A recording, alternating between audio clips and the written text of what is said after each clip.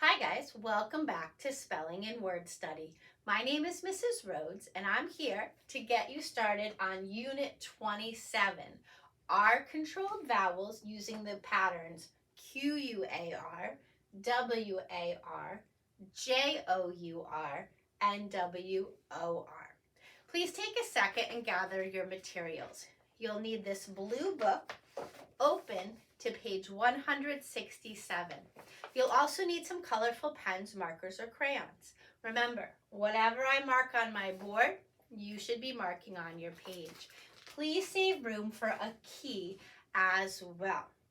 You might have noticed that I've already gone ahead and used purple vertical lines to break my words into syllables and orange check marks to mark the stressed syllable.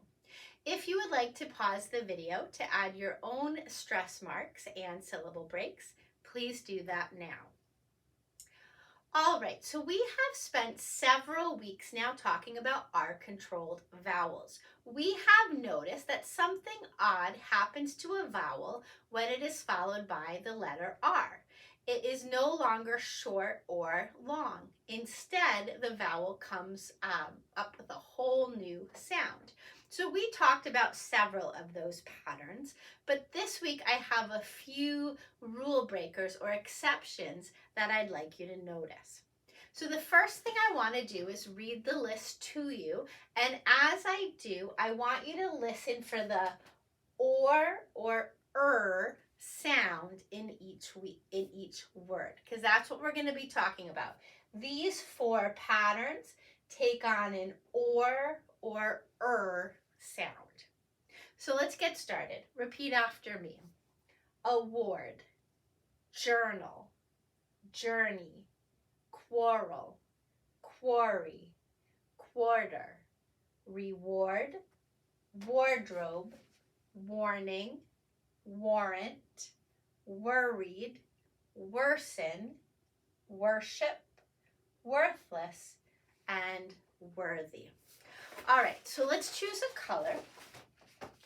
And the first pattern we're going to look for is the WAR. We see it here in the stressed syllable in award. We see it again in reward, in wardrobe, warning, and warrant. I think that's it. Now, hopefully this isn't too tricky for you, because WAR is a word. It spells war, and I bet that's a word that you've seen before. So now you're just going to take that same chunk and put it in bigger words. And what you're going to notice is that anytime we have WAR together, they're going to make an or sound. So WAR is going to sound like war. So I'm going to put them kind of in those pronunciation backslashes. Okay, so now let's choose a second color. And this time, I want you to notice WOR. Now, this is what's so crazy about our language. We have WAR sounding like WOR, right? War sounds like war. But when we see the actual letters WOR in words like worried, worsen, worship, worthless, and worthy, the OR is not making an OR sound, it's making an sound. So what we have now is the WOR chunk making a WER sound, right? So WAR sounds like war, WOR sounds like were. Hopefully, again, this is a pattern that you're used to. You've probably seen the word worth before, so now you're just adding suffixes to it. And of course, the word word, W-O-R-D, or the word worm. These are words that you've been interacting with since you were very little. Okay, let's choose a third color. And now I want to focus on that J-O-U-R pattern. O-U-R usually says our, right? In words like sour or our. Sometimes it says or in words like your or pour, like I have to pour some syrup. But in this case, when it comes after the J, that O-U-R sound, that O-U-R combination is going to make an sound. So we've got journal and journey, and I think that's it. So over here, green box equals J-O-U-R, but that's going to be pronounced like JOUR, okay? So W-A-R and J-O-U-R kind of make the same sound, or at least rhyming sounds. We've got WOR and JOUR. Okay, one more pattern. Let's look at what happens when Q-U comes before A-R. Usually in a stressed syllable, A-R is going to say R in words like carton or garden or marble. But for whatever reason, when we put Q-U before it, it's going to make an OR sound. Quarrel, quarry, and quarter. So over here, Q-U-A-R sounds more like K-W-O-R. It sounds like QUAR. Okay, so just a little weirdness from our language that you're going to have to memorize. I'm trying to give you these patterns in chunks so you can learn them together, okay? What I want to do next is I want you to notice that several words this week have suffixes. So for instance, at the end of worsen, we have the EN suffix. The EN suffix can take an adjective and turn it into a verb. So I can make hard, harden, sharp, sharpen, worse, worsen. So there's a good suffix to know. I bet you've seen this one before. At the end of a word, less means without. So we know if something has worth, it has value. If something's worth less, it has no value. It's without value. So some kids like to collect baseball cards or football cards or Pokemon cards, and they're always hoping that their cards will be worth something, right? Maybe they can trade them in to make money. But most of the cards are going to be worth less. They're really not going to have any value at all. The Y can also be used as a suffix. We can take a noun and turn it into an adjective. So for instance, we can take juice and make it juicy. We can take smell and make it smelly. We can take worth and make it worthy. If something is worthy, it's deserving. Okay, so some things are worthy of your attention, they deserve your attention, and some things are not worthy. Notice, by the way, that our TH pronunciation changes. At the end of the noun, worth, the TH is unvoiced, but when we add our suffix, worthy, we have to turn on our voice to make that th sound. Okay. So these are three of the major suffixes. You might be able to find some others this week, but we're going to start with these. Okay, and then what I'd like to do right now is quickly just go through our list to make sure we know what all of our words mean. So let's talk about the difference between an award and a reward. They both can be used as nouns. If somebody receives an award, that is something they earned, right? So an award is something earned for an achievement. You might get a perfect attendance award or a most improved player award. Okay, so usually an award is like a certificate, a piece of paper. You're given it maybe at an awards ceremony, and it's something you get because of your achievement. You did something good, you accomplished something.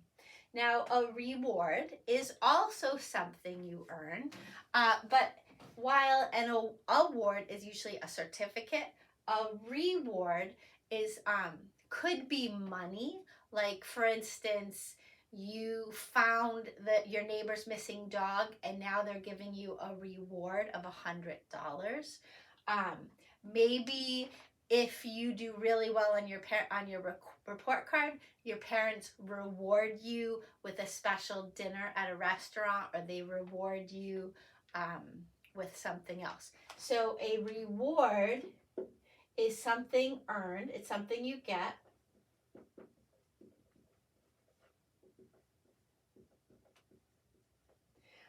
Something earned because you did a good job, right? You found the missing dog, you get a reward. You earned a really good report card, now you get a reward, okay? Something earned for good work, okay? Does that make sense? Because I know sometimes kids interchange the two things, but an award is usually a piece of paper, a certificate. A reward can be anything from money to a gift to just even a good feeling, right? Like being kind is its own reward. That feeling you get is a reward. Okay. A journal, that's a noun. It could be a newspaper or it could be a diary. It's a place where you write stuff. So I'm just going to say a journal equals a diary. Okay, you might write in your journal each night. A journey is a long trip. So if you think about the United States back in the 1800s during the pioneer days, those people had to take a long journey across the Midwest and out west before they could find their new homes. A quarrel is an argument.